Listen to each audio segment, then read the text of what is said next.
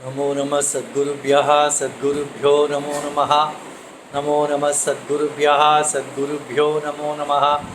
ज्ञानवैराग्यसम्पूर्णान् हरिभक्तिपरायणान् पूर्वाचार्यानहं वन्दे सम्प्रदायप्रवर्तकान् श्रीमद्भगवत्पादमाचार्यं श्रीमद्रामानुजं मुनिं श्रीमदानन्दतीर्थं च रामानन्दयतिमितम् श्रीवल्लभं च निम्बार्कं कृष्णचैतन्यमेव च ज्ञानेश्वरं तथान्याञ्च पूर्वाचार्यान् स्मराम्यहम् आचार्येष्वपि सर्वेषु तारतम्यं विना कलौ शुद्धं भागवतं धर्मं जग्राह प्रेमिको गुरुः। श्री अन्ना द्वारा विरचित श्री वैष्णव संहिता के पंचम भाग का छठा अध्याय।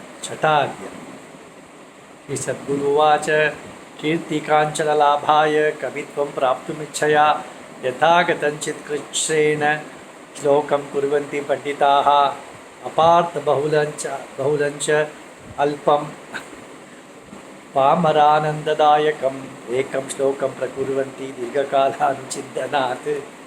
यहाँ पर श्री अन्ना कहते हैं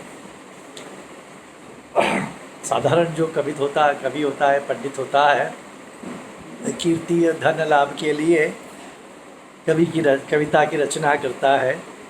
बहुत परिश्रम करके कविता लिखता है, उसमें अपार्थ बहुत होते हैं और पामरों के लिए सुख देता है। ऐसी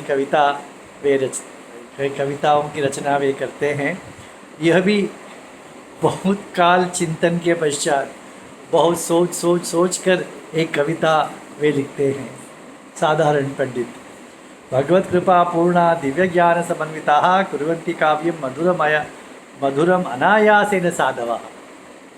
जो भगवत कृपा के पात्र हैं, ऐसे दिव्य ज्ञान से युक्त जो संत है, साधु है, वे अनायास ही सहज ही मधुर कविता कर देते हैं। मंत्रान् यथा नित्यसिद्धान् आविष्कुर्वन्ति तापसाः तथा दिव्य प्रबंधान् च भुवि प्रकटयन्ति ते। शरणा यहाँ पर एक विचार देते हैं, जैसे वेद मंत्रों को ऋषि अपने तपोबल से देखकर उनकी आविष्कार करते हैं अपने तप से, उसी प्रकार ये जो साधु है वे दिव्य प्रबंधों को प्रकट करते हैं। इसका मतलब दिव्य प्रबंध, ये जो साधुओं का जो प्रबंध है, जो रचना है, वो नित्य है, शाश्वत है। उनकी सिर्फ उन्हें सिर्फ वे प्रकट करते हैं। दिव्य वाणीमेव नित्यं श्रोतुमिच्छति माधवः न इच्छति प्राकृतं काव्यं श्रुतिवामा वाचाम गोचरः। दिव्य वाणी को ही कृष्ण सुनना पसंद करते हैं। ये प्राकृत कवियों द्वारा रचित प्राकृत कविताओं को वह सुनना नहीं चाहते हैं। तस्मात् भागवतो नित्यं संत्यज्य प्राकृतं स्वतस्तवं सानंदम हरिदासानां दिव्यवाणी प्रकीर्तये। इसलिए भक्तों को क्या चाहिए कि सिनेमा में भी अनेक प्रकार के भक्ति गीत आते हैं, लोग भी भक्ति गीत लिख देते हैं, गाते हैं। ऐसे गीतों को नहीं गाना है। संतों द्वारा रचना की गई गीत काव्यों का ही गान करना चाहिए, ऐसा शरणा यहाँ पर कहते हैं। ज्ञात्वा ज्ञात्वापि यो नित्यम अर्थभावम यथा तथा कीर्तयेत् गीत गोविंदम तस्यैव सुलभो हरि। अर्थ का पता हो या न हो, परंतु भाव से गीत गोविंद जो गाता है उसके लिए भगवान हरि सुलभ है। पुष्प विक्रेणी काचित् पद्मावत्याः सखी मुदा गायन्ति गीत गोविंदम पुष्पवाटियां चचारा। पद्मावती की एक सखी थी जो वो पुष्प फूलों को बेचती थी। वह गीत गोविंद को गाकर पुष्पवाटिका में फूल चुनती थी। मनोहराणि पुष्पाणि गृह्णन्ति सुंदरी वने गायन्ति गीत गोविंदम ददृश्ये गोपिकेव सा। तो फूल चुनते हुए गीत गाते हुए फूल चुनती थी। उन्हें देख कर लगता था कि वे गोपी ही हो। गीत गोविंद गानम तद भगवान श्रोतुमिच्छया तया सार्धम वने तस्मिन् चचार पुरुषोत्तम। गीत गोविंद की श्रवण करने के लिए भगवान पुरुषोत्तम उसके पीछे पीछे उस उद्यान में जाने लगे। शृण्वन्तं गीत गोविंदम चरंतम चरंतम चात्मना सह अजानंती उन्दरी सा चिक्रीड बहुधावनी। पर वह तो नहीं, वह सखी तो नहीं जानती थी, वो तो गीत गोविंद गाते हुए आनंद से फुल सुनती थी और यह पीछे पीछे उसके जा रहा था। गीत गोविंद गानेन सुप्रसन्नो रमापति ईयेष दातुं सम्मानं तस्यै कारुण्यवारिधिः अंगुलीयं निक्षिप्य तस्याः कुसुमभाजने सुप्रीतो भगवान कृष्ण संप्राप निज मंदिरम।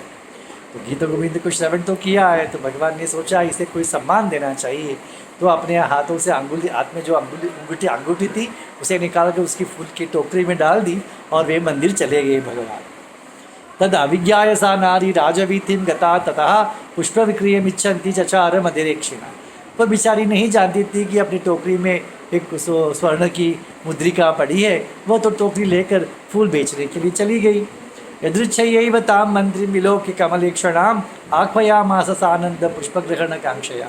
वहाँ एक मंत्री के घर के पास जा रही थी, तो मंत्री ने पुष्प फूल लेने के खरीदने की इच्छा से इस लड़की को बुला लिया। तस्यां पेटिकायाम अंगुलीयम विलोक्य सह संप्राप्य संशयम तस्याम नरेंद्राय न वेदयति। तो उसने उस टोकरी में अंगूठी देख ली, तो राजा की ये पता है मंत्री को, उसने राजे से शिकायत कर दी।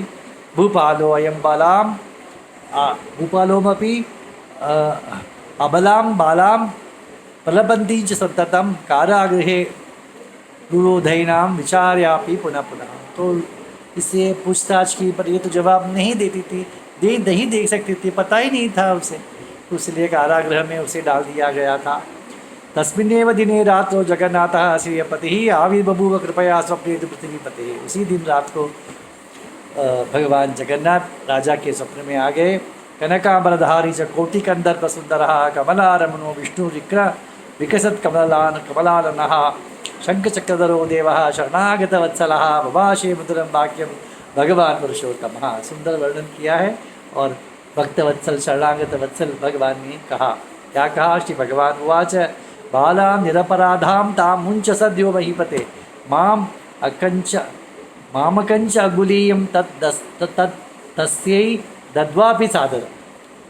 मैं तुम्हें आज्ञा देता हूँ, भगवान ने कहा कि तुम उसे, उस लड़की को रिहा कर दो, मुक्त कर दो, और मैंने उसे जो अंगूठी दी है उसे भी, उस अंगूठी को भी उस लड़की को दे देना, सादर, आदर से आदरपूर्वक दे देना। गीत गोविंद गाने प्रसन्न हृदय स्वहम अंगुलीय ममय वेतत् पायच्छ प्रेममुक्तम। उसके गीत गोविंद गान से मैं प्रसन्न हूँ, इसलिए मेरी अंगूठी उसे दे देना। यत्र यत्र च कुर्वन्ति गीत गोविंद कीर्तनम तत्र तत्र प्रेमपूर्वक नृत्यामि पृथ्वीपते। जहाँ जहाँ गीत गोविंद का गान होता है वहाँ पर जगन्नाथ नृत्य करते हैं। गीत गोविंद काव्यस्य जयदेव कृतस्य तु पदानि मधुराण्येव मोहयन्ति मनु मम। तो भगवान कहते हैं कि ये जयदेव द्वारा विरचित गीत गोविंद मेरे मन को मोहित कर देता है। तस्मात् सर्व प्रयत्न गीत गोविंद कीर्तनम कारयत्वं मंदिरे में पूजा काले दिने दिने।